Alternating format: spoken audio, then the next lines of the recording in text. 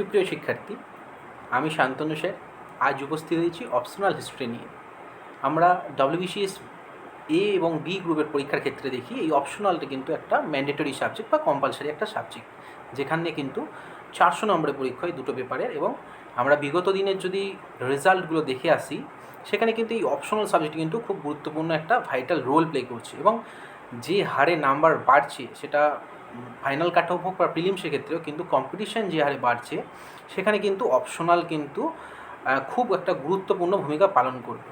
এবং সেক্ষেত্রে বলে রাখা দরকার, যত পপুলার অপশনাল সাবজেক্টগুলো আছে তার মধ্যে কিন্তু হিস্ট্রি হচ্ছে সবথেকে পপুলার। যদি আমরা দেখি মেন্সে 4000 বা 5000 যদি ছেলে বসে, তার মধ্যে প্রায় 50% কিন্তু অপশনাল হিস্ট্রি নিয়ে পড়াশুনো করে, প্রিপেয়ার নিচ্ছে বা প্রিপেয়ার নেওয়ার জন্য প্রস্তুত হচ্ছে। তো সেক্ষেত্রে কিন্তু আজকের ভিডিওর আমার অবতারণা, অপশনাল হিস্ট্রি এত পপুলার কেন অন্যান্য সাবজেক্টের তুলনায়।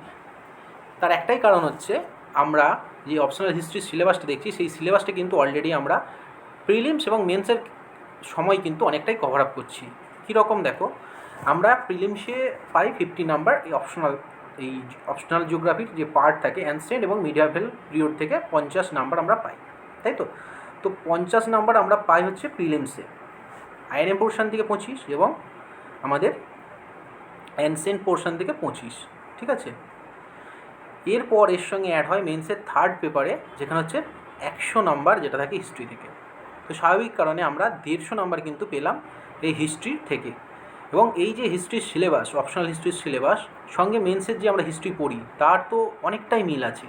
যদি আমরা দেখি ওয়ার্ল্ড হিস্ট্রিটা ছাড়া বা ইউরোপের যে হিস্ট্রি আছে এই পোর্শনটা ছাড়া, এই জায়গাটা ছাড়া কিন্তু পুরোটাই কিন্তু আমরা মেন্সে পড়ি। কিন্তু অপশনালে আমাদের সেইটা কিন্তু অনেক ডেপথে পড়তে হবে, অনেক খুঁটিয়ে খুঁটিয়ে পড়তে হবে, অনেক সাব টাইটেল ধরে ধরে পড়াশোনা করতে হবে। তো এই জন্যে কিন্তু হিস্ট্রি এত পপুলার সাবজেক্ট, যেহেতু আমাকে শ্রমটা কিন্তু কম দিতে হচ্ছে। ওকে, হিস্ট্রি অপশনাল নেওয়ার ক্ষেত্রে তুমি যে ভাষায় কমফোর্টেবল, তুমি যদি বাংলায় কমফোর্টেবল হয় বাংলায় পড়াশুনো করো, যদি তুমি ইংলিশে পড়তে কমফোর্টেবল হয় তো ইংলিশে পড়াশুনো করো, সেটা নিয়ে কোনো রকম ইস্যু না। তোমার পার্সোনালি চয়েস যেটা, তুমি সেটাই পড়ো। এবং পরীক্ষা দেওয়ার ক্ষেত্রেও কিন্তু ল্যাঙ্গুয়েজটা কোনো ব্যারিয়ার না। ল্যাঙ্গুয়েজ, তুমি যে কোনো ল্যাঙ্গুয়েজে এক্সাম দিতে পারো, সেটা নিয়ে কোনো মাথা ব্যথা নেই। কোনো মিথ যে আছে যে ইংরেজিতে লিখলে বেশি নাম্বার দেয়, বাংলায় লিখলে কম দেয়, সেরকম কোনো মিথ নেই। ওকে, ঠিক আছে। তো দেখো, আমরা কিছু বইয়ের লিস্ট করেছি এবং যেই বইগুলো পার্সোনালি আমার মনে হয় যে বইগুলো তোমাদের কাছে খুব বেনিফিশিয়ারি হবে তোমাদের কাছে নোটস বানাতে এবং তোমাদের ফার্দার স্টাডি করতে। সেই বইগুলো কী কী দেখো একটুখানি দেখে নিই আমরা, যারা বাংলা ভার্সান নিয়ে পড়াশোনা করছো।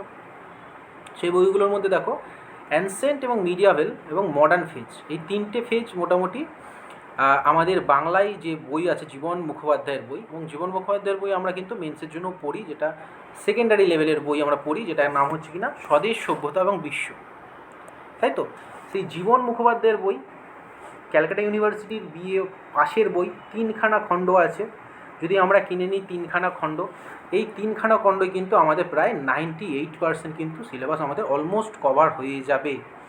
এবং এটা বলতে পারি ভাষা সহজ সরল প্রাণবন্ত, এবং তোমরা যদি এই বইটা ফলো আপ করো, তোমাদের অপশনাল হিস্ট্রির সঙ্গে সঙ্গে কিন্তু মেন্সও কিন্তু তোমাদের ফুললি রেডি হয়ে যাবে, ঠিক আছে। তো সেরকমই আর একটা বই হলো প্রভাদাংশু মাইতির বই, ঠিক আছে। তো দুজনেই কিন্তু বেসিক্যালি বিএ যে পাস, ক্যালকাটা ইউনিভার্সিটি বিএ পাসের সিলেবাস কিন্তু এই দুটো বই কিন্তু বিএ পাসের বই, এবং এই বিএ পাসের সিলেবাস নিয়ে কিন্তু বইগুলো লেখা, এবং দুটো বই কিন্তু খুবই পপুলার এবং খুবই উপযোগী একটা বই। বাংলা যে ভার্সানে দুটো বইয়ের কথা উল্লেখ করলাম, বইগুলো পার্টে পার্টে আছে, খণ্ডে আছে, এবং সেই খণ্ডগুলো কিন্তু তোমাদের সব কিন্তু কালেক্ট করতে হবে এবং তারপর কিন্তু তোমাদের পড়াশোনা শুরু করতে হবে, ঠিক আছে। এরপর যে পোর্শনটা থাকে সেকেন্ড পেপারের একটা অংশ থাকে, যেটা আমরা বলতে পারি গ্রুপ বি বা বিভাগ খ। সেখানে থাকে ওয়ার্ল্ড হিস্ট্রি, যেখানে basically France, Italy, world war, তো এই সমস্ত ইউরোপের বেসিক্যালি হিস্ট্রি নিয়ে ডিসকাস করা হয়েছে, ঠিক আছে। এবং সেইখানেও কিন্তু জীবন মুখোপাধ্যায়ের একটা বই আছে এবং তার সঙ্গে প্রণব কুমার চট্টোপাধ্যায়ের একটা বই আছে, ঠিক আছে। এই যে দুটো বইয়ের নাম বললাম, জীবন মুখোপাধ্যায় এবং প্রণব কুমার চট্টোপাধ্যায়, এই বইটা হচ্ছে কিনা বিএ অনার্সের বই। যারা হিস্ট্রিতে অনার্স নেয় তারা অবশ্যই পড়েছ, দুটো বই তাই, প্রণব কুমার চট্টোপাধ্যায়ের বইও তাই, বিএ অনার্সের বই, ঠিক আছে। তোমরা কিন্তু যে কোনো একটা বই কালেক্ট করে নিতে পারো। তো স্বাভাবিক কারণে যারা বাংলা মিডিয়ামে পড়ছো, জীবন মুখোপাধ্যায়ের 3টে পার্ট যেটা সেটা তুমি নিতেই পারো, তার সঙ্গে বিশ্বের যে হিস্ট্রি সেটাও নিতে পারো, বা আইদার প্রভাতাংশ মাইতি বই নিতে পারো। তোমাদের যে প্রেফারেন্স, তোমাদের চয়েস, তোমাদের যেটা পড়ে ভালো লাগবে সেটাই কিন্তু তোমরা নিও। আলটিমেটলি তোমাদেরকেই কিন্তু নোটস বানাতে হবে এবং পরীক্ষাতে লিখেও আসতে হবে। ওকে। আচ্ছা, যদি তোমাদের এই বইগুলো নেওয়ার পর তোমাদের যদি অ্যাডভান্স আরও পড়াশুনো করতে ইচ্ছে হয়, বা তোমরা যদি আরও স্টাডিটাকে এনলার্জ করো, রেফারেন্স চাই, তখন হচ্ছে কি না পার্টে যদি আমরা দেখি, দিলীপ কুমার গঙ্গোপাধ্যায়ের একটা বই আছে, ক্যালকাটা ইউনিভার্সিটির বই।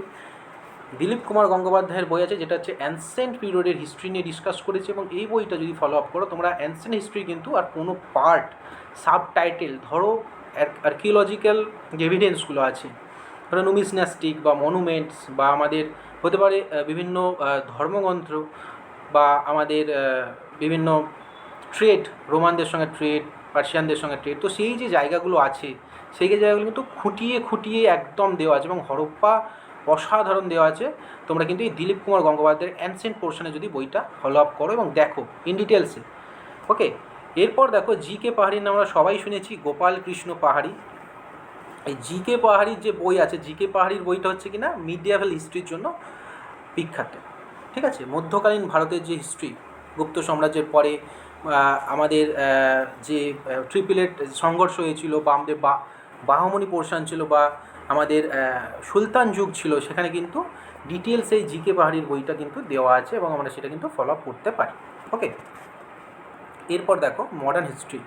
মডার্ন হিস্ট্রি যে পেপার, সেটা আমরা জানি পেপার 2-তে আছে, এবং ফার্স্ট পার্ট যেটা বিভাগ ক বা গ্রুপ এতে কিন্তু মডার্ন হিস্ট্রি বা ইন্ডিয়ান স্ট্রাগল মুভমেন্ট আমরা যেটা বলি, বা ইন্ডিয়ান ইন্ডিপেন্ডেন্ট মুভমেন্টের যে সমস্ত জিনিসগুলো আছে, রেভলিউশন মুভমেন্ট, আমাদের ট্রাইবাল মুভমেন্টগুলো, সঙ্গে ব্রিটিশ, ডাচ, পর্তুগিজ, এবং পার্টিশন বেঙ্গল, গান্ধিয়ান পিরিয়ড, বা কংগ্রেসের বিভিন্ন সভা অধিবেশন, মুভমেন্ট, সবগুলো কিন্তু এই আইএনএম বা মডার্ন ফেজে আছে। এবং মডার্ন ফেজ থেকে তোমরা জানো বেশ কনসেপচুয়াল কোশ্চেন দেয়, যেখানে তোমাদের অ্যানালিটিক্যাল কোশ্চেন থাকে।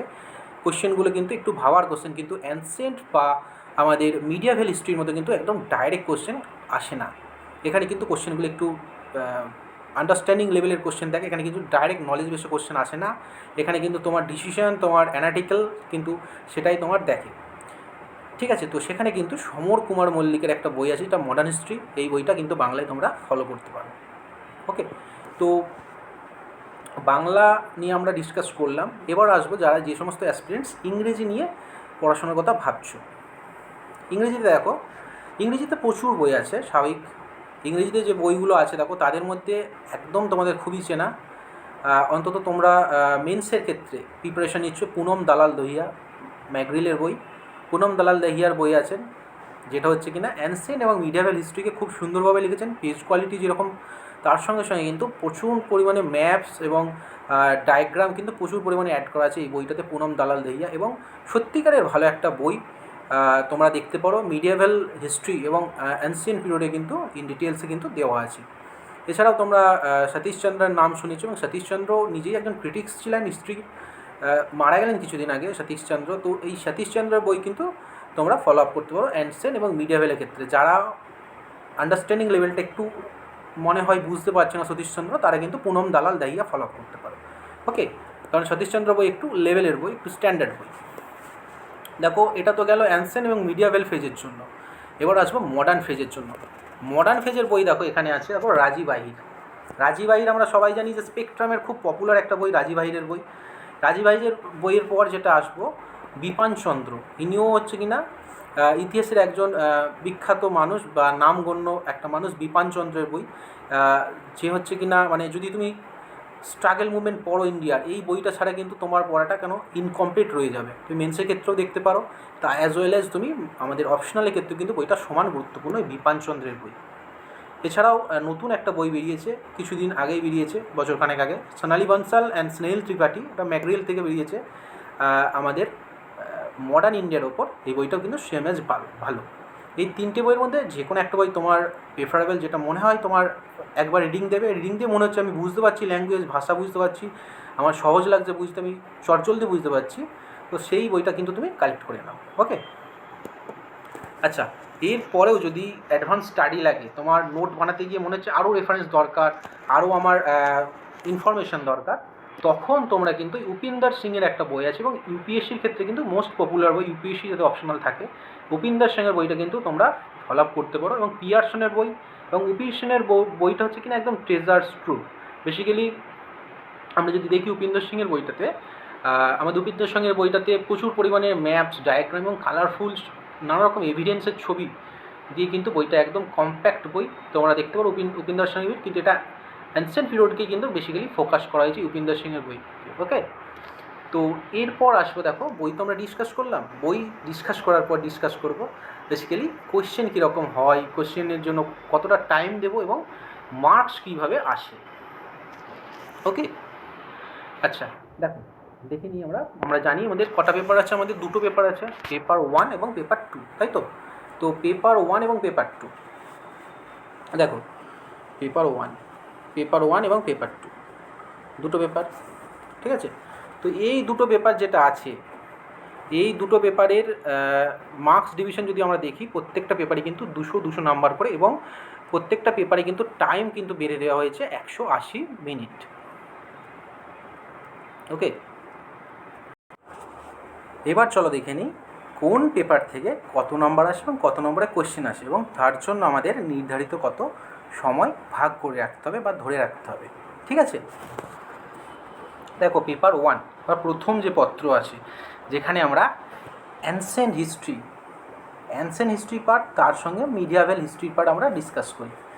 এই অ্যানসেন্ট এবং মিডিয়াভেল যে দুটো পেপার আছে, যেটা আমরা বলতে পারি পেপার 1-এর গ্রুপ এ পার্ট হচ্ছে কিনা এই অ্যানসেন্ট পার্টকে আমরা ডিনোট করি, এবং গ্রুপ বি যে পার্টটা আছে, বা আমরা বলতে পারি প্রথম যে 100 নম্বর থাকে সেটা হচ্ছে গ্রুপ এ পার্ট থেকে বা অ্যানসেন্ট হিস্ট্রি থেকে, এবং পরের যে 100 নম্বর থাকে সেটা হচ্ছে গ্রুপ বি বা আমাদের মিডিয়াভেল পিরিয়ড থেকে।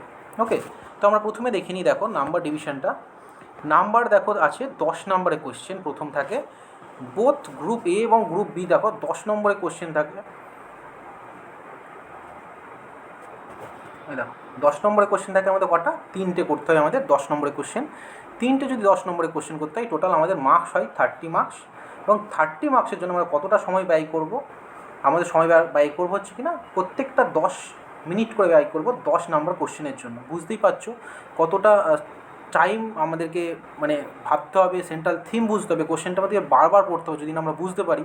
কারণ আমরা তো যেটা চেয়েছে কোশ্চেনে সেটাই কিন্তু আমাদের লিখে আসতে হবে, কারণ আমরা ইররেলিভেন্ট কিন্তু কোনো প্রসঙ্গ লিখে আসবো না কোনোভাবেই, বা ঘুরিয়ে পেঁচিয়ে কোনো কোশ্চেন লিখবো না, ডাইরেক্ট কোশ্চেন লিখবো, ডাইরেক্ট লিখব। কারণ আমাদের অনেক সময় দেখি আমরা ভূমিকাতে অনেকটা সময় নষ্ট করি এবং উপসংহারে দেখি, কিন্তু সেখানে যদি কোনো রকম কোশ্চেনে যদি অ্যানালিটিক্যাল কোশ্চেন আসে বা বিচার বিবেচনামূলক কোশ্চেন আসে, সেখানে কিন্তু ভূমিকাতে কিন্তু একদম তোমার যে স্ট্যান্ড সেটা ব্যালেন্সিং একটা স্ট্যান্ড হবে সবসময়, সেটা সবসময় কোশ্চেনটাকে ব্যালেন্স করবে, সেরকম একটা স্ট্যান্ড হবে। যেমন পার্টিশন অফ বেঙ্গল নিয়ে তোমার একটা মতামত চেয়েছে, পার্টিশন অফ ইন্ডিয়া 1947 নিয়ে একটা মতামত চেয়েছে, তো স্বাভাবিক কারণে তোমার স্ট্যান্ড কিন্তু ব্যালেন্স হবে। সেই স্ট্যান্ডটা কিন্তু ইতিহাস সবসময় কিন্তু ব্যালেন্স মেনটেন করে। ওকে, তো সেই স্ট্যান্ডটা কিন্তু একপেশে হবে না, ঠিক আছে?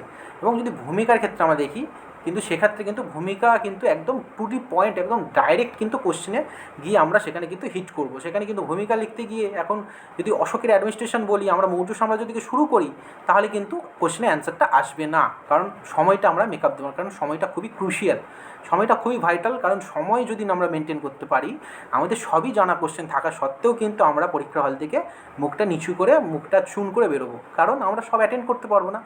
যখনই সব অ্যাটেন্ড করতে পারবো না, যেগুলো পড়েছি তার উপর প্রেশার পড়বে, ওভারঅল যে পেপারটা থাকবে সেই ওভারঅল পেপারের উপর স্বাভাবিক কারণে তোমাদের অনেকটা রেজাল্ট খারাপ আসবে। তো স্বাভাবিক কারণে এই টেন্ডেন্সি মাথায় নিয়ে যাব, আমরা সব কোশ্চেন অ্যাটেন্ড করবো।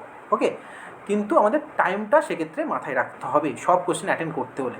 সেই টাইমটা দেখো 10 মিনিট করে রেখেছি টাইম, যেটা 3খানা আমাকে 10 নম্বরে কোশ্চেন করতে হবে, টোটাল 30 মার্কস আমি অ্যান্সার দেবো 30 মিনিটসে। ওকে, এরপর দেখো দুটো কোশ্চেন আসবে 20 মার্কস করে, দুটো কোশ্চেন আসবে 20 মার্কস করে। সেই দুটো কোশ্চেন যদি আমরা হিসেব করি 15 মিনিটস করে আমরা দিই, বা আমরা যদি অ্যানাদার 30 মিনিটস দিই, তাহলে মোটামুটি আমাদের দুটো কোশ্চেন যদি করি, মোটামুটি আমাদের যে টাইম যে আমরা হিসেবটা করছি মোটামুটি ঠিক থাকবে। তারপরে যেটা দেখো গ্রুপ এ থেকেই বেসিক্যালি একটা কোশ্চেন করতে, যেটা হচ্ছে 30 নম্বরের কোশ্চেন, এবং এই কোশ্চেনটার জন্য আমরা ধরে রেখেছি 25 মিনিটের মতো সময় দেবো। তাহলে আমরা টোটাল আমাদের পেপারের স্ট্রেংথ, মানে পেপার 1-এর স্ট্রেংথ হচ্ছে 180 মিনিট, টোটাল আমাদের নাম্বার হচ্ছে 200। বুঝতেই পারছো ডেসক্রিপটিভ পেপার 180 মিনিটে আমাকে অ্যান্সার দিতে হচ্ছে 200 নাম্বারে। এবং এটা তুমি যদি অনার্স লেভেলে দেখো স্বাভাবিক কারণে আরও একটু বেশি সময় পেতে, কিন্তু আমরাও কিন্তু অনার্স লেভেলে কিন্তু পুরোপুরি কমপ্লিট করে আসতে পারতাম না। এটা কম্পিটিটিভ জায়গা, তো স্বাভাবিক কারণে এটাও কিন্তু কমপ্লিট করা যথেষ্ট চাপের। এবং সেইখানে কিন্তু তোমাদের সাইজ বা কতটা কোয়ান্টিটি হয়েছে, ক পাতা লিখেছো সেই নিয়ে কিন্তু একদম মাথা ঘামাবে না, একদম ডাইরেক্ট অ্যান্সার দিয়ে আসবে, জেনুইন অ্যান্সার দিয়ে আসবে এবং যেটুকু চেয়েছে সেটুকুই দেবে। যেমন কোশ্চেন যেরকম চেয়েছে সেই অনুযায়ী আমরা অ্যান্সার দেবো, সেই তার চাহিদা অনুযায়ী আমরা অ্যান্সার দেবো। কোনোভাবেই কিন্তু কোয়ালিটির কাছে কম্প্রোমাইজ করো না কোনো কোয়েশ্চেনের, কিন্তু কোয়ান্টিটিটা কিন্তু নেগলেজিবল, কোয়ান্টিটি কিন্তু তুমি ছাড়তেই পারো। আমি ওয়ার্ড মেনশন করেছি এখানে, আমি করেছি কারণ তোমাদের একটা ওভারঅল মডেল কনসেপ্ট তৈরি করার জন্য এই ওয়ার্ড লিমিটগুলো করেছি। যেমন ধরো এই যে 3টে কোয়েশ্চেন 10 নাম্বার করে দিতে হবে, বেসিক্যালি 10 নাম্বার যদি কোনো কোয়েশ্চেন আসে মোটামুটি আমাকে সেখানে 200 ওয়ার্ড বা 250 ওয়ার্ডের কাছাকাছি লিখতে হবে। ওকে, এরপর যদি আমরা দেখি, ধরো তোমাদের কোনো একটা পেপারে 20 মার্কসে একটা কোনো কোয়েশ্চেন এসেছে, ধরো বাহামনি কিংডমের একটা কোনো কোয়েশ্চেন এসছে, বা হরপ্পার ডিক্লাইন নিয়ে কোশ্চেন দিয়েছে, 20 মার্কস একটা কোশ্চেন দিয়েছে, খুব ভাইটাল কোশ্চেন, বিভিন্ন ঐতিহাসিকদের বিভিন্ন রকম মতামত আছে, তো সেখানে তোমাদের মোটামুটি 600 থেকে 700 ওয়ার্ডে মোটামুটি লিখতে হবে। এটা কিনা তোমাদের একটা জাস্ট যে তোমরা যে ডেলি টু ডেলি প্র্যাকটিস করবে তার একটা কিনা ধারণা তৈরি করা, ঠিক আছে। পরীক্ষার ক্ষেত্রে যে এটাই মেনটেন করে আসতে হবে, বা এটা বিভিন্ন কোশ্চেনের ক্ষেত্রে বিভিন্ন রকম লেংথ হয়, কোনো কোশ্চেনে আবার দেখবে অনেকটা বড় লেংথ হয়ে গেছে, বা কোনো কোশ্চেন দেখবে ছোটো হচ্ছে, একই রকম কোশ্চেন একই নাম্বারের, কিন্তু সেক্ষেত্রে কিন্তু সাবজেক্টের উপর ডিপেন্ড করে, সাবস্টেন্সের উপর ডিপেন্ড করে, এবং তার উপর তোমার যে কোশ্চেনগুলো করে আসছো তারপরে যদি তুমি একটু কোশ্চেনগুলো লেটে করতে থাকো, তো স্বাভাবিক কারণে পরের কোশ্চেনগুলোতে কিন্তু তোমার প্রেশার পড়তে থাকে। তো সেই জন্য কিন্তু টাইমের প্রতি প্রচণ্ড পরিমাণ কনসাস হতে হবে। ওকে, নাহলে কিন্তু তোমার জানা কোশ্চেনও কিন্তু পরীক্ষাতে কিন্তু ছেড়ে আসবে। দেখো টাইমটা কিন্তু 10 মিনিট, 15 মিনিট এবং 25 মিনিট। বুঝতেই পারছো তোমাদের বাড়িতে কী পরিমাণে প্র্যাকটিসটা রাখতে হবে, স্বাভাবিক কারণে তুমি ওই সিচুয়েশনে গিয়ে এক্সাম সিচুয়েশনে গিয়ে করে আসবে। ওকে, আমি এটা বললাম গ্রুপ এ, যেখানে হচ্ছে কি না আমার টোটাল লাগছে আমার 30 এবং 25 মিনিট। সিমিলারলি গ্রুপ বিতেও কিন্তু একই সময় লাগবে, টোটাল আমার হচ্ছে 60 এবং 25 হচ্ছে আমার 85 মিনিট, রাইট। 85 মিনিট, আমার হাতে আছে কত, 180 মিনিট। ওকে, ঠিক আছে, চলো এবার গ্রুপ বিটা দেখি। দেখো গ্রুপ বিতেও সিমিলারলি একটা কোশ্চেন আসবে 30 নাম্বারের, ওকে, যেটা 25 মিনিট আমি সিমিলারলি সময় বরাদ্দ রেখেছি। 1400 ওয়ার্ডের মতো লিখতে হবে আমাদের, 1400 ওয়ার্ডের কাছাকাছি লিখতে হবে। এবং দুটো কোশ্চেন আসবে যেটা 20 নাম্বারে। সিমিলারলি অ্যানসেন্ট পোর্শন থেকে যে কোশ্চেনের নাম্বার ডিভিশন বা নাম্বার যতগুলো কোশ্চেন আসে, সিমিলারলি মিডিয়া ভ্যালু কিন্তু একই রিপিটেশন হয়, একই রকম নাম্বার ডিভিশন এবং একই রকম মানে নাম্বার অফ কোশ্চেন কিন্তু সেম আসে। দেখো 20 নম্বরে দুটো আসে এবং 10 নম্বরে আসে 3টে। সিমিলারলি আমি 85 মিনিটস পেলাম, টোটাল আমার হলো 170 মিনিটস। তোমরা বলবে পরীক্ষা তো 180 মিনিটের, 170 মিনিট কেন স্যার? 170 মিনিট কেন হলো? দেখো আমরা যখন পরীক্ষা দিই আমরা সবাই জানি ওএমআর সিট আসে, সেখানে আমরা ভরাট করি বা নানা রকম সাইন থাকে, ডিস্টারবেন্স এদিক ওদিকে থাকে, 2-4 মিনিট তো রাখতেই হয়, ছাড়তেই হয়। সেটা বাদ দিলেও কিন্তু আমাদেরকে ওভারঅল কোশ্চেন মানে পেপারটাকে একবার ওভারলুক করে একবার দেখতে হয়। ধরো কোথাও হাইলাইট করতে ভুলে গেছো কোনো একটা ইম্পর্টেন্ট সাল বা ফ্রেজ বা কোনো কোটস, সেখানে কিন্তু আমায় হাইলাইট করতে হবে বা আন্ডারলাইন করতে হবে। তো সেই সব জায়গার ক্ষেত্রে কিন্তু তোমার বা কোশ্চেনের দাগ নাম্বার দেখা, কোশ্চেনে ঠিকঠাক তুমি অ্যান্সার দিয়েছো কিনা সবকটা কোশ্চেন, সেগুলো কিন্তু দেখার জন্য কিন্তু তোমায় হাতে কিন্তু এই যে 10 মিনিট আছে অন্যান্য পারপাসে কাজগুলো করার জন্য কিন্তু ছেড়ে রাখলাম, ঠিক আছে। এইভাবে কিন্তু আমাদের কোশ্চেন ম্যানেজমেন্টটা এবং কোশ্চেনের টাইম ম্যানেজমেন্টটা করতে হবে। যদি কিন্তু আমরা এটা না করি কিন্তু পরীক্ষাতে কিন্তু আমরা ভালো স্কোর কিন্তু করে আসতে পারবো না কখনোই, আমরা যতই প্রিপারেশন নিই বাড়িতে।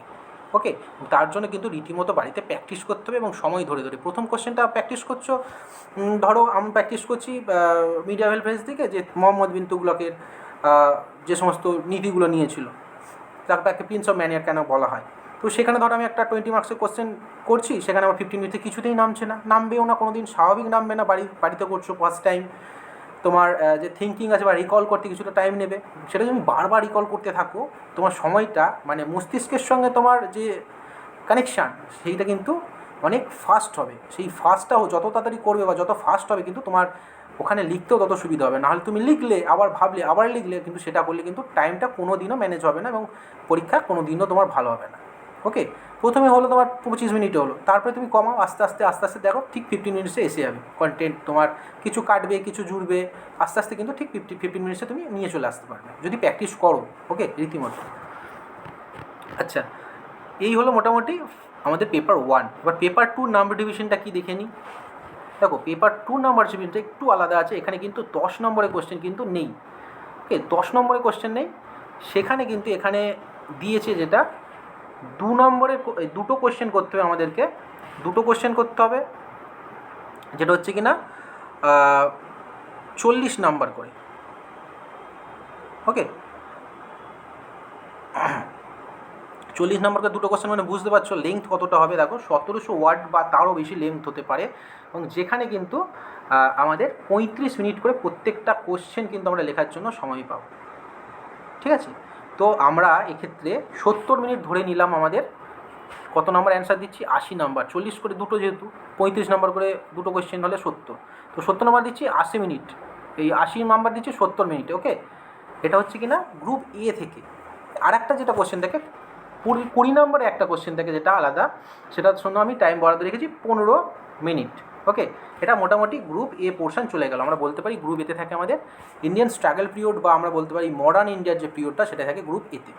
এবং সেই গ্রুপ এতে যদি আমরা ধরে নিই টোটাল, তাহলে হলো কি না এদিকে হলো আমাদের 80 নম্বরের জন্য 70 মিনিট, আর হচ্ছে আমাদের যেটা 20 নম্বর আছে তার জন্য হলো 15 মিনিটস, আমাদের সিমিলারলি হলো 85 মিনিটস।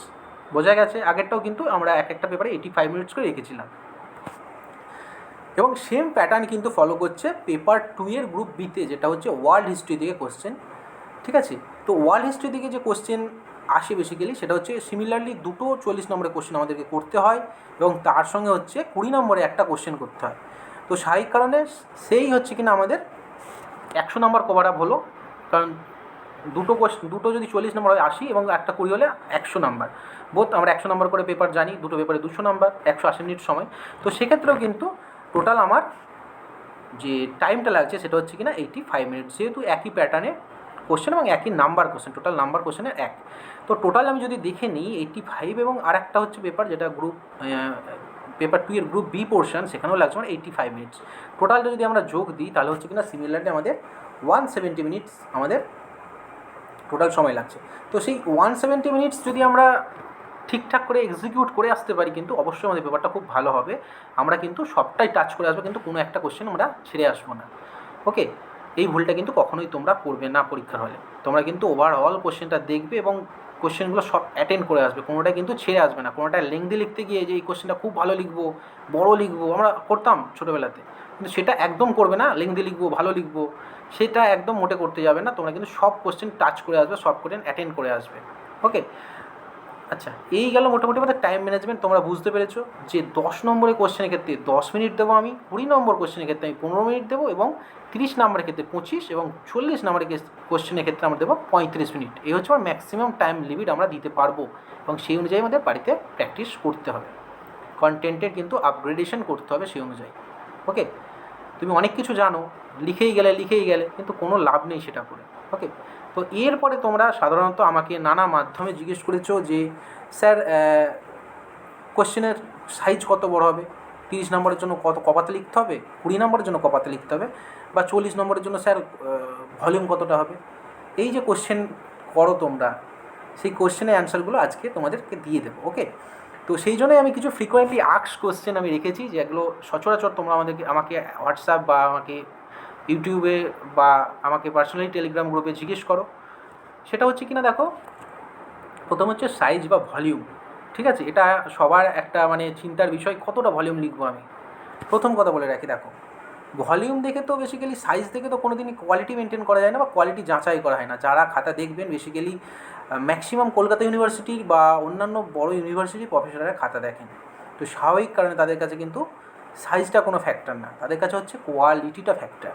তুমি প্রেজেন্টেশন কীভাবে রাখছো, তুমি কীভাবে অ্যানালিটিক্যালি কোশ্চেনটাকে ডিসিশন নিচ্ছ, বা তোমার যে সেন্ট্রাল থিম কোশ্চেনটা সেটা বুঝতে পেরেছো কি না, তোমার কোশ্চেনের সঙ্গে প্রশ্ন মানে অ্যান্সারটা কতটা রেলিভেন্ট, এবং তুমি সেখানে কতটা পরিমাণ ইনফরমেশান দিতে পারছো, সেখানে তুমি কতগুলো ভাইটাল স্পিচ তুলছো যেগুলো রিলেটেড আমাদের ফ্যাক্টস কতগুলো বলছো এবং তোমার সেই ওভারঅল প্রেজেন্টেশন এবং তার যে কোয়ালিটি তার উপরে কিন্তু তোমার পুরো কোশ্চেনের কাঠামোটা দাঁড়িয়ে। এখানে কিন্তু কোনো রকম সাইজ বা ভলিউম নিয়ে কোনো কথা নেই। ধরো 10 পাতা 10 নম্বরের কোশ্চেন আছে, তার জন্য তুমি 4 পাতা লিখে দিয়ে এলে, তুমি যে নাম্বারটা ক্যারি করবে, ধরো আমি সেটা 2 পাতায় লিখে দিয়ে এলাম, আমার কন্টেন্ট অনেকটা কম কিন্তু আমার কোয়ালিটি, সেখানে আমি অনেক স্পিচ দিলাম বা কোনো ঐতিহাসিকদের মতামত দিলাম। হরপ্পা সভ্যতা ধ্বংসাবশেষ নিয়ে দিয়েছে, সেখানে আমি দিলাম কারো স্পিচ দিলাম, বিভিন্ন ঐতিহাসিকদের স্পিচ দিয়ে এলাম, তুমি হয়তো সেটা করলে না।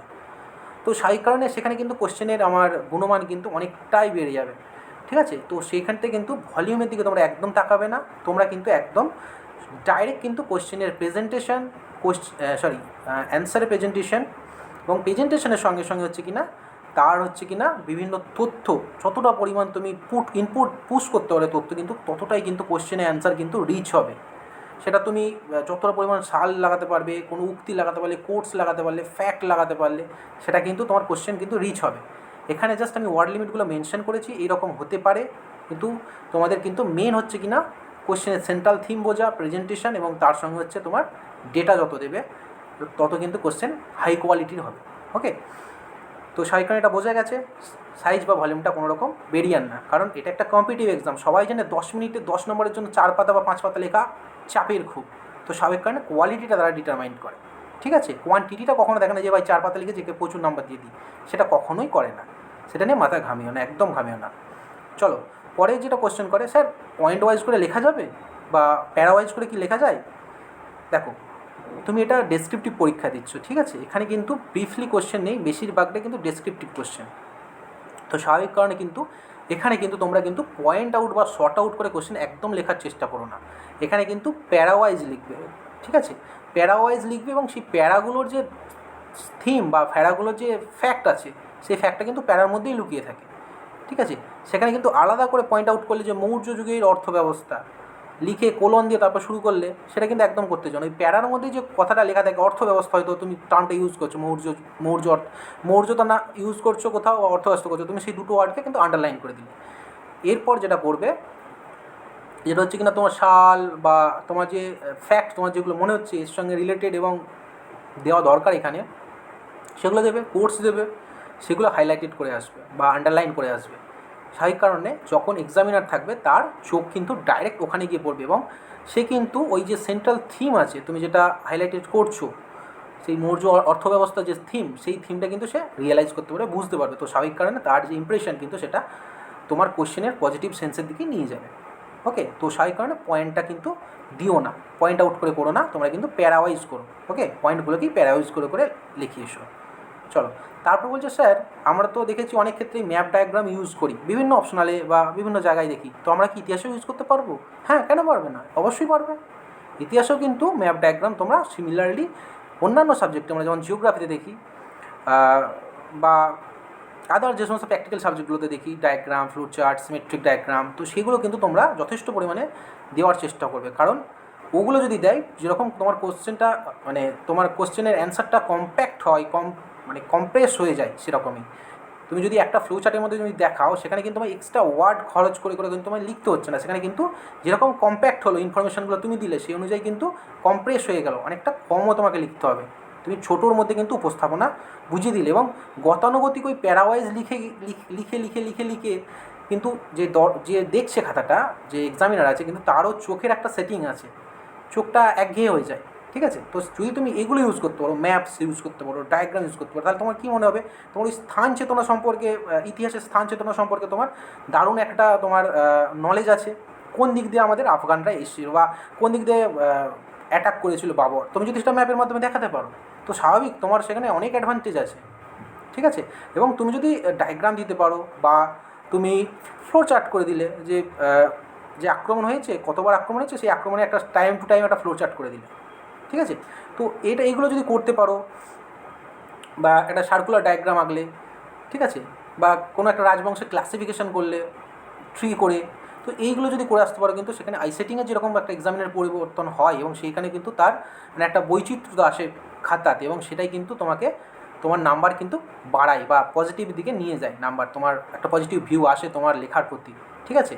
এবং এই ভিউটা কিন্তু সবসময় এক্সামিনের কাছ থেকে আদায় করে নিতে হবে বা আনতে হবে, সেটা না আনলে কিন্তু নাম্বার অনেক কিন্তু গতানুগতিক নাম্বার আসবে, যেটা অ্যাভারেজ নাম্বার সেটাই চলে আসবে যদি ওই আমরা প্যারাওয়াইজ করে করে লিখতে থাকি ক্রমশ। ঠিক আছে? আচ্ছা, যদি এরকম হয় স্যার, কোর্সটা আমি যদি ইংরেজিতে দিই কিন্তু আমি বাংলাতে পরীক্ষা দিচ্ছি, এরকম কি হতে পারে?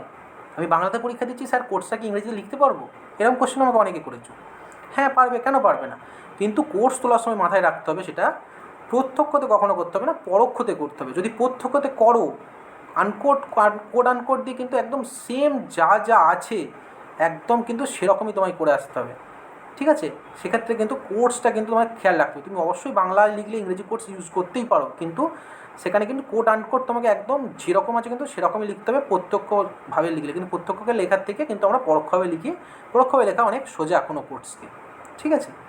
ইউজ করতেই পারো। ওকে, তারপর দেখো অনেকে জিজ্ঞেস করে যে স্যার ল্যাঙ্গুয়েজ কি ইংলিশে লিখলে কি বেশি নাম্বার পাওয়া যায় বাংলায়? মানে একটা মিথি হয়ে গেছে যে ইংলিশে লিখলে নাকি যে কোনো একটা অপশনালের ক্ষেত্রে, যে কোনো অপশনাল নাকি ইংলিশটা নাকি খুব প্রেস্টিজিয়াস, ইংলিশে লিখলে নাকি বেশি নাম্বার পাওয়া যায়। এটা তো ইংলিশ অপশনাল পরীক্ষা হচ্ছে না, তোমার ভোকাবুলারি দেখবে তোমার কত স্ট্রং, এটা হিস্ট্রি হচ্ছে। এখানে কোনো রকম কিন্তু ল্যাঙ্গুয়েজের বেরিয়ার নেই। পিএসসি কোথাও মেনশন করে দেয়নি তোমাকে ইংলিশে পরীক্ষা দিতে হবে, বাংলায় পরীক্ষা দিতে হবে, কোনো জায়গায় নেই বেশি নাম্বার পাবে, কোথাও মেনশন নেই। এখানে তোমার পরীক্ষা, তুমি যে ভাষায় ফ্যামিলিয়ার, যে ভাষায় লিখতে পারবে সে ভাষাই দেবে। তুমি ইংলিশ জানো না তো ভালো, বা তুমি ফ্যামিলিয়ার না ইংলিশের সঙ্গে, অনার্সে তুমি ইংলিশে পরীক্ষা দাওনি, তো তুমি বসে গেলে ইংলিশে পরীক্ষায় বেশি নম্বর পাবে বলে। তারপরে এমন কিছু লিখে এলে এক্সামিনারে মাথায় ঢুকলো না কী লিখলে কী কনসেপ্ট, না সেন্টেন্সের ঠিক আছে না ওয়ার্ড স্টক আছে, তুমি পরীক্ষায় হাঁ করে বসে থাকলে বা কিছু উল্টোপাল্টা লিখে এলে, মানেই করে উঠতে পারলো না, বুঝতে পারলো না, তার কাছে যদি বোধগম্য নাই হয় সে খাতাটা দেখবি কী করে বা নাম্বার দেবে কী করে? আর যদি তোমার ওই ভোকাবস ভাবতে বা সেন্টেন্সে অ্যারেঞ্জমেন্ট ভাবতে ভাবতে সময় চলে যায়, তুমি লিখবেই বা কী করে? পরীক্ষাতে সব কোশ্চেন অ্যাটেন্ড করেই আসবে কী করে? সেক্ষেত্রে তুমি যে ভাষায় অনার্স পড়েছো বা তুমি যে ভাষায় ফ্যামিলিয়ার, ঠিক আছে, তুমি সে ভাষাটাই অপ্ট করো, সে ভাষাটাই তুমি চুজ করো। এখানে কোনো রকম বেরিয়ার কিন্তু পিএসসি দেয়নি, তোমার যা ইচ্ছে তুমি সে ভাষাটাই নিতে পারো। ওকে, এই হচ্ছে বেসিক্যালি এই কোশ্চেনগুলো তোমরা আস্ক করো। যদি তোমাদের আরও কোশ্চেন থাকে অবশ্যই আমার ভিডিও নিচে তোমরা লিঙ্কে আমাদের শেয়ার করতে পারো আমাদের সঙ্গে। ওকে, তো এরপর যেটা হচ্ছে কি না, স্যার ভালো নাম্বার পাবো কী করে বা ভালো নোটস বানাবো কী করে? এটা খুব একটা বড় প্রবলেমস, আমরা জানি। সবাই তো আর আমরা বিভিন্ন কোচিংয়ের সঙ্গে যুক্ত নই, বা সবাই আমরা অপশনাল নিয়ে পড়াশোনা পড়ছি না কোথাও কোনো কোচিংয়ে বা কোনো টিউটরে গেছে। তো অনেকেই আছে বাড়িতে আমরা প্রিপারেশন নিই এবং তার সংখ্যাটা কিন্তু বেশি অনেক। তো সেক্ষেত্রে তোমাদেরকে বলা, যারা প্রিপারেশন নিচ্ছ বা নেবে বলছো, হিস্ট্রি অপশনাল নিয়ে যাদের ইন্টারেস্ট আছে তাদের ক্ষেত্রে বলা যে হিস্ট্রি অপশনালের ক্ষেত্রে 10খানা মন্ত্র আছে। এই 10খানা মন্ত্র যদি তোমাদের মাথায় থাকে, তোমরা অবশ্যই ভালো লিখে আসবে পরীক্ষাতে এবং অবশ্যই কিন্তু ভালো নাম্বার পাবে এবং অবশ্যই ভালো নোটস তৈরি করতে পারবে। সেক্ষেত্রে কিন্তু টাইম ম্যানেজমেন্টটাও কিন্তু গুরুত্বপূর্ণ। ওকে, টাইমটা কিন্তু সবসময় মাথায় থাকে যেন। ওকে, দেখো কী কী প্রথমে ভাবতে হবে। প্রথমে দেখো রাইট অ্যান্সার এজ কোশ্চেন, কোশ্চেনে যা বলবে সেই অনুযায়ী আমি অ্যান্সার দেবো। আমি মৌর্য সম্পর্ক ব্যবস্থা সম্পর্কে অনেক জানি, মৌর্যদের কে রাজা হয়েছিল না হয়েছিল সবটাই আমি জানি, কে কে রাজা হয়েছিল, পরে কে আগে হয়েছিল, কে পরে এসেছিলো, কে কাকে মেরেছিল, ঠিক আছে, কার কোথায় রাজধানী ছিল, এগুলো কিচ্ছু লাগবে না যদি মৌর্য অ্যাডমিনিস্ট্রেশন দেয়। কেমন? বা যদি অশোকের শিলালিপি দেয়, তো পার্টিকুলার আমাকে অশোকের শিলালিপি বা স্তম্ভলিপি আমার 10 নম্বরে লিখে আসতে হবে। ওখানে অশোককে অশোক যে মানে তার যে আদার্স যে সমস্ত এগুলো ছিল, বিন্দুসারের ছেলে ছিল, এ ছিল, ও ছিল, এই যে সম্রাট ছিল চন্দ্রগুপ্তের কত নম্বর সম্রাট ছিল, এসবগুলো কিন্তু কিছু লাগবে না। একদম টু দি পয়েন্টে অ্যান্সার হবে, একদম ডাইরেক্ট অ্যান্সার হবে, কারণ সময়টা আমার কাছে কম। আর এখানে কিন্তু ওই গৌরচন্দ্রিকা করে লিখলে কিন্তু নাম্বারটা আসবে না। এটা কম্পিটিটিভ জায়গা, এটা তো আর অনার্স লেভেল নেই যে আমি একটা ভূমিকা লিখবো, তারপরে মেন জিনিসটা লিখবো, তারপর উপসংহার টানবো, সেই সব করার কিন্তু এখানে জায়গা নেই। কারণ অনার্স লেভেল অনেকটা সময় থাকতো, তাও কমপ্লিট করে আসতে পারতাম না। আর এটা তো কম্পিটিটিভ সেকশন, স্বাভাবিক কারণে এখানে কম্পিটিশান অনেকটা বেশি, মানে ভালো ভালো তারও ভালো লোকে লিখে আসবে। তো অ্যান্সারটা হবে কোশ্চেনের যেরকম রিকোয়ারমেন্ট, কোশ্চেন যেটা চাইছে, কোশ্চেনের সেন্ট্রাল টিমটা আমাদের বুঝতে হবে। যদি একবারে যদি না বুঝতে পারি, আমাকে বারবার পড়তে হবে, 2বার 3বার পড়বো কোশ্চেন পড়ে, কিন্তু কোশ্চেনের থিমটা বুঝতে হবে। না হলে মৌর্য অ্যাডমিনিস্ট্রেশন দিয়েছে বলে আমি মৌর্য বংশর যা ইতিহাস আছে লিখে দিয়ে এলাম, কাঁচকলা একটা নাম্বার আমরা পাবো না। ওকে, দেখো এটা প্রথম পয়েন্ট গেল। দ্বিতীয়টা দেখো, avoid irrelevant facts, quotes and speech. আমরা কি করব, কোশ্চেন লেখার সময় আমরা কি দেখি, অনেক সময় কিছু ফ্যাক্টস আমরা উল্লেখ করে দিই, বা কোটস বা স্পিচ, বিভিন্ন মানুষের স্পিচ, ঠিক আছে, তো সেগুলো কি করি আমরা এর সঙ্গে কোনো রকম প্রাসঙ্গিকতা নেই, তবু আমরা নিয়ে এসে দিই, কারণ জোর করে চাপিয়ে দিই কোশ্চেনটার ওপর, কারণ ভাবি এগুলো দিলে ভালো নাম্বার আসবে। কিন্তু এটা মোটেই না, এটা মোটেই ভুলটা করো না। কারণ এই যে ইররেলিভেন্ট ফ্যাক্টস বা যার সঙ্গে সরাসরি যোগাযোগ নেই বা পরোক্ষও যোগাযোগ নেই, যেগুলো পুরোপুরি তার থেকে বাইরে, কোনো প্রাসঙ্গিকতাই নেই, সেই কোট, স্পিচ বা ফ্যাক্ট, ঘটনা, সেগুলো কিন্তু কোনোভাবেই টেনে আনো না। সেটা কিন্তু তোমার কোশ্চেনকে কিন্তু, বা তোমার যে কোশ্চেনের যে লেখার ইন্ডিকেশন, সেটা কিন্তু অনেকাংশে কিন্তু ডাইভার্ট করে দেয় কাকে না, আমাদের এক্সামিনারকে। তো স্বাভাবিক কারণে তিনি যদি ডাইভার্ট হন, তো স্বাভাবিক কারণে নাম্বারটাও ডাইভার্ট হয়ে যাবে। ওকে, থার্ড যেখানে হচ্ছে মেনটেন কন্টিনিউইটি অ্যান্ড রিদিম। দেখো প্রত্যেকটা কোশ্চেনের একটা করে রিদিম থাকে, প্রত্যেকটা কোশ্চেনের রিদিম থাকে। মানে আমি যখন কোশ্চেনটা পড়ছি, মানে একটা যেন ফ্লো যাচ্ছে কোশ্চেনটা, এইটার পর এইটা হবে, এইটার পর এইটা আসবে, তো সেই যেন রিদিম এবং সেই ফ্লোটা যেন কোশ্চেনের থাকে। কখনোই মনে না হয় যে আমি কোনো একটা কোশ্চেন পড়তে পড়তে অন্য একটা যেন ইররিলেভেন্ট সাবজেক্টের মধ্যে বা টপিকের মধ্যে ঢুকে যাচ্ছি, বা কোশ্চেন যেন কোথাও আটকে যাচ্ছে, বা একটা জড়তার সৃষ্টি হয়ে যাচ্ছে। কোশ্চেন যেন একটা ফ্লো থাকে, একটা অভিমুখ থাকে কোশ্চেনের। ওকে, এবং তার সঙ্গে হচ্ছে কিনা কন্টিনিউয়াস, মানে ধারাবাহিকতা যেন থাকে কোশ্চেনটা। এটা কিন্তু খুব ভাইটাল জায়গা। এবং অনেক বই থেকে আমরা যখন কালেক্ট করি বিভিন্ন সাবস্টেন্স, বা বলতে পারো তোমরা বিষয়বস্তু, একটা জিনিসের ওপর বিষয়বস্তু কালেক্ট করছি বিভিন্ন জায়গা থেকে, তো সেইখান থেকে কিন্তু কালেক্ট করার ফলে দেখা গেছে অনেক সময় কী হয় না, প্রচুর তথ্যের জন্য কিন্তু অনেক সময় কিনা অ্যান্সারের কিন্তু এই যে ধারাবাহিকতা, সেটা কিন্তু হারিয়ে ফেলে। ঠিক আছে, তো সেক্ষেত্রে কিন্তু আমাদের বারবার খেয়াল রাখতে হবে যেন কোশ্চেনের ধারাবাহিকতা থাকে, এবং যেন সেম ঘটনা যেন রিপিটেশন আমরা করে না ফেলি। সেখানে কিন্তু ধারাবাহিকতা এবং রিদিম দুটোই কিন্তু নষ্ট হয়ে যায়। তো সেখানে কিন্তু আমাদের এক প্রসঙ্গ থেকে একটু অন্য প্রসঙ্গে চলে গেলাম, সেটা যেন না হয়। কোশ্চেনের ধারাবাহিকতা থাকে, কোশ্চেন যেরকম চেয়েছে সেই ধারা অনুযায়ী যেন বয়। নদী যেরকম একটা খাতে বয়, সেরকম যেন কোশ্চেনটা একটা খাতে যেন বয়, ছন্দে বয়। ক্লিয়ার করতে পারলাম আশা করি এটা। চলো 4 নম্বরে দেখো যেটা বলেছে, use of maps, chart and diagram. সেটা প্রিভিয়াসলি মেনটেন করেছি। ম্যাপ, চার্ট, আমরা ডায়াগ্রাম ইউজ করব যাতে কোশ্চেনটা আমার আরও রিচ হয়, এবং কোশ্চেনের মানে সাবস্টেন্স সম্পর্কে আমার যত ধারণাটা আরও কম্প্যাক্ট আছে, আমার ধারণাটা, সেটা যেন আমি বোঝাতে পারি আমার এক্সামিনারকে। এছাড়াও যদি আমরা এই ম্যাপ চার্ট ইউজ করি, সেই অনুযায়ী কোশ্চেনটা কী হয়, কমপ্রেস হয়, এবং অল্প সময়ে আমরা বেশি ডেটা রিপ্রেজেন্ট করতে পারি, এবং বৈচিত্র্য আসে এক্সামিনারের চোখে। তো এর অনেক কিন্তু ভালো গুণ আছে। বৈচিত্র্য যখনই আসবে তখনই ভাববে যে হ্যাঁ, প্রেজেন্টেশনটা অত্যন্ত সুন্দর হয়েছে, তো চলো নাম্বার দিই। ঠিক আছে, তো এগুলো আমাদের খেয়াল রাখতে হবে। 5 নম্বরে দেখো আছে প্র্যাকটিস উইথ টাইম।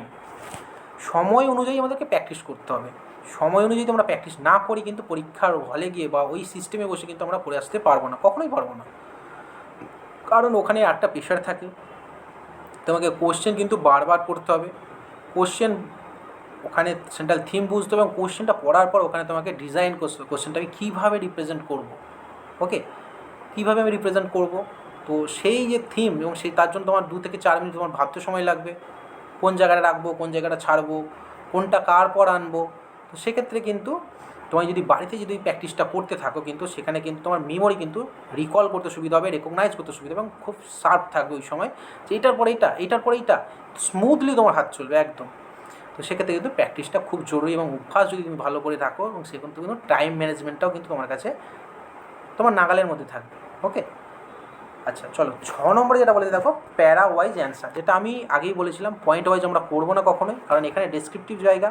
এখানে কখনোই কিন্তু আমরা সংক্ষিপ্ত সারের মতো প্যারা তুলে তুলে নৈভিত্তিক অ্যান্সারের মতো কিন্তু আমরা কখনোই করে আসবো না। ওকে, এখানে কিন্তু প্যারা লিখবো, এবং প্যারাতে যে সেন্ট্রাল থিম আছে সেটা আমরা হাইলাইট করে দিয়ে বা আন্ডারলাইন করে দিয়ে আসবো। চলো তারপরে যেটা বলছে দেখো, underline speech, quotes, year and important facts.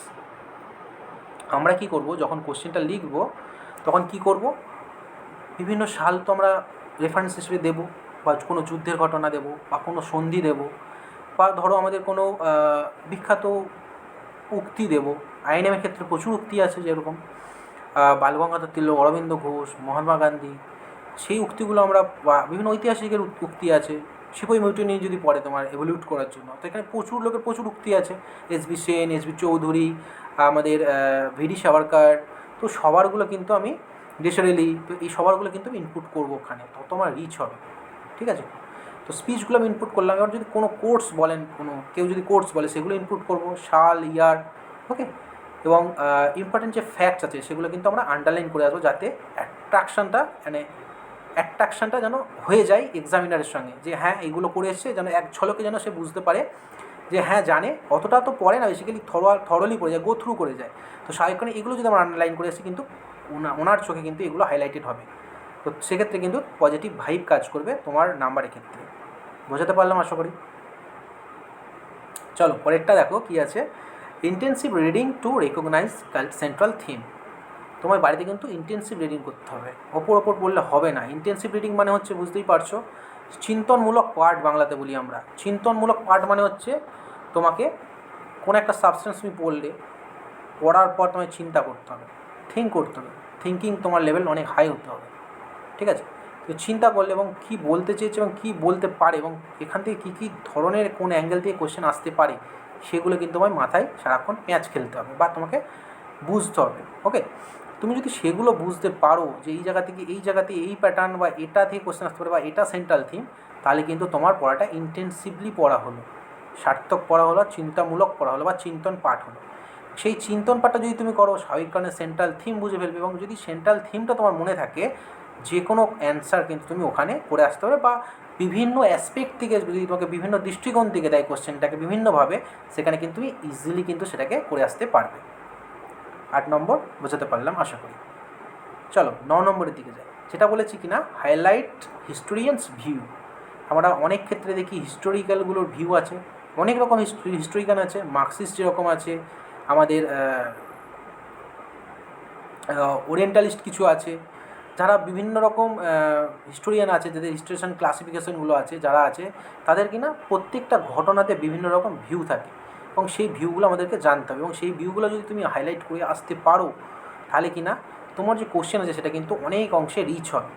ওকে, আমরা দেখি না অনেক সময় রান্নাতে অনেক রকম মশলা দিই যাতে টেস্ট হয়, সেরকম তুমি যদি এই হিস্টোরিক্যাল ভিউগুলো লিস্ট করে আসতে পারো ওখানে, বা লিখে আসতে পারো, কিন্তু তোমার কোশ্চেনটা অনেকটা অংশে রিচ হবে, অলংকারিত হবে, ঠিক আছে?